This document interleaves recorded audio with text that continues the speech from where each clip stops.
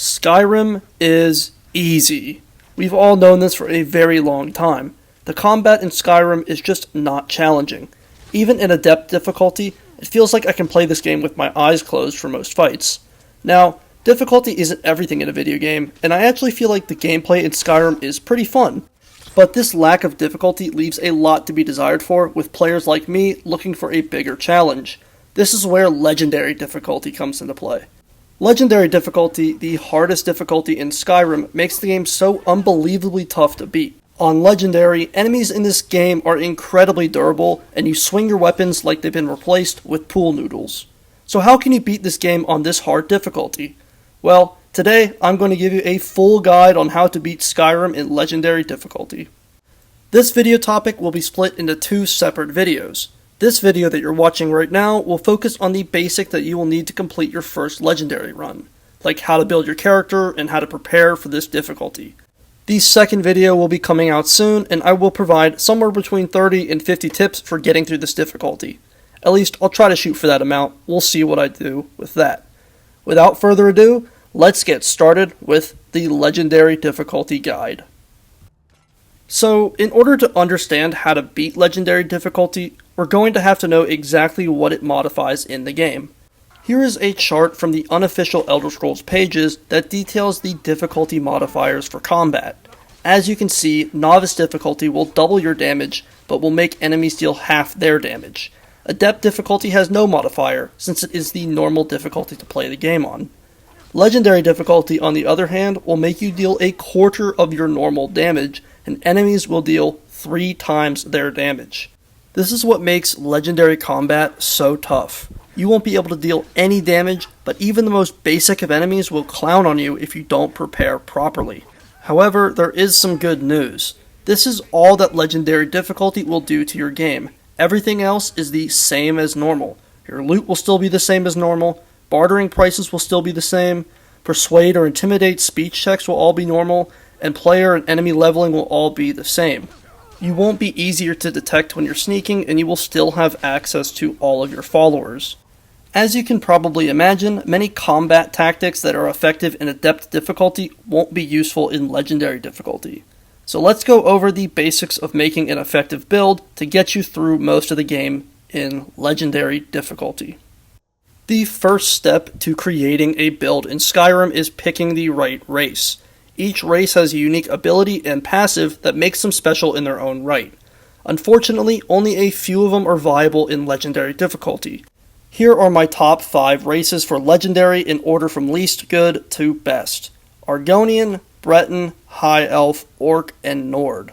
The Argonian's Hiss Skin ability is great to keep you alive, but many tougher enemies in the game will outdamage it. Passive water breathing is more or less useless. Bretons have natural magic resistance, which will greatly increase your durability against mages. Mages are typically a threat in Legendary, so this passive will help with that. This is why the Breton's Dragon Skin ability is also really good for Legendary. The Breton is great against magic-wielding enemies and dragons, but they aren't much help against other types of enemies.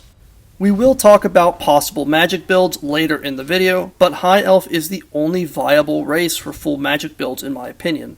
They get extra magicka for their spells, which will be necessary, and Highborn is great for keeping players in the fight. Orc is pretty self-explanatory. Berserker Rage isn't as good as it is in lower difficulties, but it's still a very strong ability for practically any fight. Nord is the best because you get 50% frost resistance, which is very good for many encounters. Battlecry is one of the best abilities in the game, as it will make all the enemies around you flee. During this time, they won't be able to attack you, which allows you to get a lot of free damage on enemies like bosses. This effect also has no level cap, so it's going to be great for you throughout your entire playthrough. Now, let's talk about building your character. Unlike in the lower difficulties, in Legendary, the number of viable builds are pretty limited. Some builds just don't work at all in this difficulty. In Legendary, it's important to plan out your build, or else you will struggle against challenges later in the game. Right off the bat, from my testing and experience, many stealthy builds are going to struggle in Legendary. They heavily rely on dealing high amounts of damage all at once to defeat enemies. I've seen stealth builds work, but they have to be absolutely perfect. Stealth archers and assassins rely on dealing high amounts of damage all at once to defeat enemies. In the vast majority of encounters, your sneak criticals will just not defeat enemies in one hit. Remember, you're dealing a quarter of your damage that you would normally be doing on Adept. And on top of that, if enemies see you, you have no defensive options to protect yourself. Stealth just also doesn't work against most, if not all, boss fights in the game. You can't exactly sneak up to Alduin and one-shot him from a crit from your bow. So, it's just not going to work in most situations.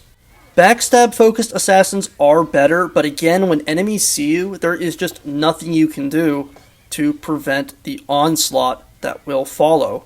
In summary, sneak builds can work if played absolutely perfectly, but I really don't recommend it. There are a lot of easier options that will help you get through the game in Legendary. Warrior builds in general will work well for Legendary in my opinion. You will want to stay away from two-handed weapons since they're slow and clunky and you sort of need maneuverability in most of these fights.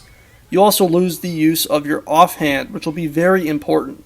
One-handed is definitely the way to go. I wouldn't use maces though because of their slower swing speed, and I wouldn't use daggers because of their short swing range. Swords and axes are very solid. You will want to use something in your offhand no matter what build you pick. I wouldn't entirely recommend dual wielding unless you have Soul Render and Blood Scythe.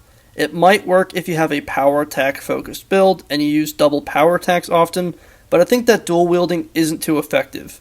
Shields will definitely work, especially ones with magic resistance and chance, because mages and archers are going to be really tough to deal with. It's always a good idea to keep a shield with you no matter where you go, and somewhat invest into the block skill tree. If you don't want to use a shield, another option is using a spell in your offhand. Conjuration and Restoration are going to be the best schools of magic to pair with warrior builds. We'll talk about magic builds next, but it is worth mentioning that these are both great for warrior builds. These are definitely some good options to consider when you make your build.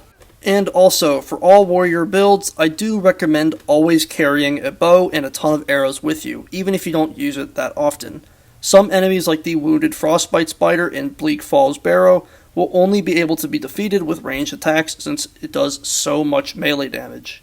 A bow will make it so that you can defeat enemies like these without dying over and over and over again. These will also help you a lot with archers and other ranged enemies if you decide to invest in the archery skill tree. Crossbows are also very viable for warrior builds in this difficulty because you shouldn't really care about not getting seen with a warrior build. That's the only downside to using a crossbow over a regular bow is that it's not silent.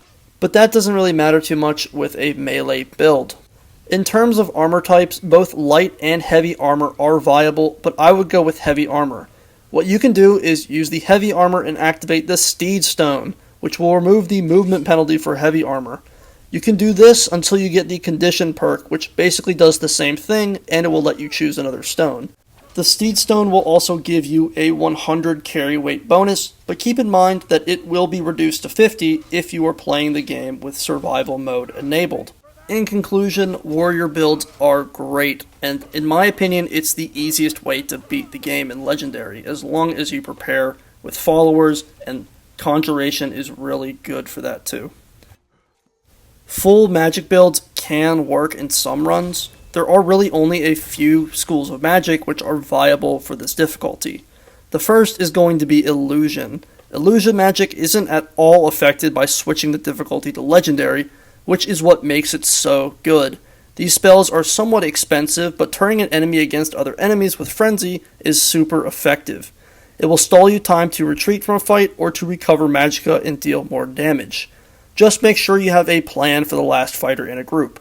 Fear spells are also great. You leave an enemy vulnerable and they can't attack you. This means you can set up a window of time where you can just deal a lot of damage to your enemies. Another great school of magic, and the best one in my opinion, is the Conjuration tree. I find it to be almost essential for any playthrough to be running Conjuration.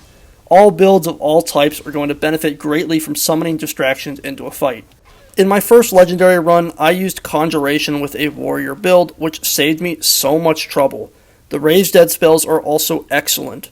Bound Sword is one of the best spells in the game for Legendary, especially with the Mystic Binding perk. If you have the Anniversary Edition of Skyrim, or if you've bought the right creations, you will have access to a ton of great unique conjuration spells from the Necromantic Grimoire creation. These will help a ton in Legendary playthroughs. However, other schools of magic just aren't so effective in Legendary. Destruction is okay for many fights, but you'll struggle against enemies with higher health pools and enemies with elemental resistance, such as Draugr, Vampires, Nords, Dark Elves, and Dwarven machines, and much, much more. Destruction spells are okay for complementing other playstyles like Warriors and Spell Swords and such, but there are better options for that in my opinion. If you use just Destruction, you will find yourself without Magicka in a fight so often, and you will be defenseless unless you have a weapon skill leveled up too. Some spells like Freeze or Ignite are solid, but most Destruction spells are underwhelming, especially for this difficulty.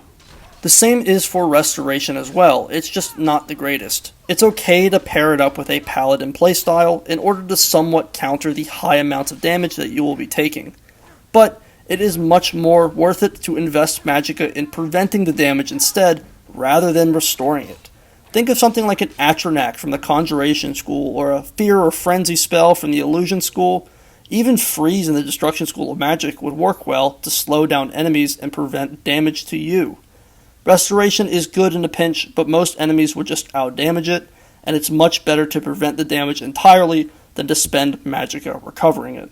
Alteration is just the worst one here. The utility spells like Water Breathing and Transmute still work great, but the armor spells just aren't worth it. They're expensive, and enemies can still defeat you with, one or two more sword swings. It's a school of magic best left avoided by mages and spell swords alike. There are a ton of other things to know for making your build, so we'll talk about that now. For standing stones, there are only a few I would consider using. Again, these will entirely depend on your build and level, but these bonuses can really help a lot. Of course, at the start of the game, you should pick a corresponding Guardian Stone to your playstyle at the Guardian Stones, but you should definitely change it later. I won't go over all the standing stones, but I do recommend you pick up one of the following standing stones later in your playthrough. The Ritual Stone is great for raising the dead for additional support at a moment's notice. The Lord Stone is great for survivability, offering some resistance against all damage types. The Steed Stone is great for heavy armor playthroughs until you get that condition perk like I mentioned before. And the Atronach Stone is great for helping out against mages. As long as magic isn't the only way you deal damage, the Atronach Stone is solid. Other stones like the Apprentice Stone and the Serpent Stone are okay, but I do believe the ones mentioned before are the best for most players. Now, let's talk about a very important part of your Legendary run, and that is your follower. You should definitely have a follower in every playthrough. Giving the enemies something else to attack instead of you is super helpful. I would recommend finding a melee-focused follower. Magic and archer-focused followers are good and adept, but in Legendary, the main point of a follower should be to tank as much damage as possible. Here's a list of some good options in the early game. Lydia, Janessa, Mjolnir the Lioness, and Uthgar the Unbroken are great followers for Legendary because they are melee focused and they can tank a lot of damage. Simply put, you'll want to get a meat shield for enemies to swing at, which will make you free to deal as much damage as you can. I find the game to be so much harder without a follower. I don't want to beat a dead horse here, but I do really want to reiterate how important followers are. They're pretty much a requirement. For skills and perks to target, you should really only invest in perks that make you stronger in combat. You shouldn't take any perks in speech, lockpicking, or pickpocket because they'll make you weaker in combat, and that's everything in this difficulty. Despite this, it is definitely worth developing the alchemy tree. Potions in Legendary are much more useful than ever. It's important to pack a lot of resistance and health potions. Having a high alchemy level will make this easier. You'll be able to create your own stronger potions that will help you through your playthrough. Another great non-combat skill tree to invest in is the enchanting tree. A strong absorb health enchantment will save your life a few times in this difficulty, and things like paralyze are completely unchanged. It's definitely worth it to put a paralysis enchantment on a weapon for even just a second so that the enemies will have to fall over and get back up in that animation. Just make sure to pack enough soul gems if you do plan to use enchanting in your build. Besides that, like I said before, it is better to invest in combat skill trees. It's super important to make good decisions with your perk points because those perks can either make or break your playthrough. So now I'll briefly go over the basics of combat for legendary difficulty. I will further elaborate on this kind of thing in the second part of this video series, but I do want to go over it here just so that this video is more fulfilling and more helpful to you guys. So, combat in legendary difficulty is going to be much more difficult. Enemies with two-handed weapons are going to be the easiest to deal with. Enemies like these have the potential to deal massive amounts of damage to you. In most cases, it really only takes 1 or 2 connected swings to defeat you. However, there is a pretty good strategy to deal with them. You'll just want to attack them between swings, especially if you're using a melee weapon. Enemies like these are also very slow and clunky, so you're able to dodge them if you're quick enough. Just remember though, you have very little room for error, so if you get clipped 2 or 3 times, it's game over. At least in most situations. One-handed and shield enemies are going to be a lot tougher because they don't leave that window of opportunity for you to attack every time they attack. Their attacks will be much faster, so it's going to be very difficult to dodge their attacks. The best way to deal with these guys is to find a distraction. Conjuration spells and followers are going to be the best options to deal with these common enemies, so make sure you keep that in mind. It's also not a bad idea to use calm spells or fear spells if you feel like you're outmatched in a fight. Archers are going to be much more annoying to deal with. If you do end up investing in the block skill tree, you should pick up perks like Deflect Arrow and Block Runner, which will help you close the distance against archers much quicker. If you don't invest in this skill tree, I recommend just trying to find cover and waiting it out. I've found that many archer enemies will try to close the distance if you just sit behind cover in an attempt to attack you. Once they get close enough, you can just attack them with your weapons. I also recommend using a follower or conjuration spell to distract archers. It will make your life a whole lot easier. Mages and other magic-wielding enemies like dragons and atronachs will be a huge threat to you in Skyrim Legendary difficulty. Ward spells are okay, but I've found that they're pretty unreliable. I found that most mages will break your ward and still have enough magicka to put you down, so they aren't really that reliable. My best advice to deal with magic opponents is bringing resistance potions. You can buy them from shops, but it's much more efficient if you can create your own. This is why I said alchemy was really good earlier on in the video. Simply bring strong potions that give you resistance to different elements, and you should be fine against mages. Things should be easier once you close the distance because most mages and magic enemies don't have a whole lot of armor. That summarizes the basics of combat for legendary difficulty in Skyrim. In part 2 of this series, I will elaborate a lot more and give you way more combat tips to help you on your adventure. So, there's some advice to help you prepare for this difficulty. I do want to clarify that my word isn't law here. I gave you a ton of advice to help you make your character viable for legendary and all that, but it's super important at the end of the day to get out there and experiment for yourself. Legendary difficulty in Skyrim requires you to actually use your brain to develop different strategies in order to overcome obstacles and beat the odds. If you enjoyed the video or if you found it helpful, feel free to drop a like. Also feel free to comment down below and let me know what you think of legendary difficulty. Is it fun? Is it worth it? I want to hear your thoughts. That's all I've got for today. Thanks for watching and have a great rest of your day.